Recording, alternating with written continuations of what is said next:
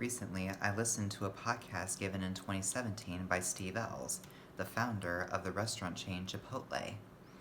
At one time, he was a classically trained chef working in a fancy restaurant in San Francisco. But one day, when he was eating a burrito, he got the idea to use his experience and knowledge as a chef to create his own fast food restaurant with tasty, fresh ingredients. While listening to his podcast, several ideas jumped out at me about creating a business. First of all, when it comes to opening a business, it's important to know how much demand particular business types have because some businesses appeal to the public more than others. When Steve Ellis began Chipotle, his dream actually came true because he could see how much people enjoyed food like fresh burritos. So he knew his idea would probably be a success. So creating a business that appeals to customers is very important. Secondly, sometimes people start a business because of their own experience with a particular hobby or activity. The more they practice and the more knowledge they have, the greater the chance of the idea of opening a business that relates to those different experiences. For instance, Steve opened the Chipotle restaurant chain due to his experience in cooking, and his work as a chef gave him that brilliant idea.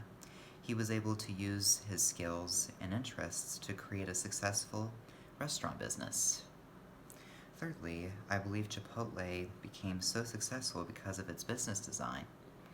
Chipotle is a restaurant that's designed to serve simple food, but in a way that is just as delicious as more expensive restaurants.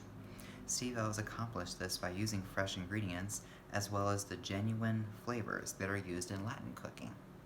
This gives the food at Chipotle a better flavor than typical fast food restaurants that use a lot of artificial ingredients. So using great ingredients and having a solid idea for a business design was a big factor in Steve Ellis' success. Fourthly, effort, balance, and conscientiousness are the keys to business success. For example, when Steve started his business, he just wanted to work all day. His dad told him to sort of slow down on that a little bit and to figure out a way to be more balanced. This was a good idea because people should have a balance in between working and doing fun activities. I believe this is something that Steve learned from his experience, and employers and employees should remember this lesson about balance. Lastly, another way people can open a business is to get ideas from other business chains. A business owner can look at what has made other businesses successful and apply those ideas to the new business he or she is creating.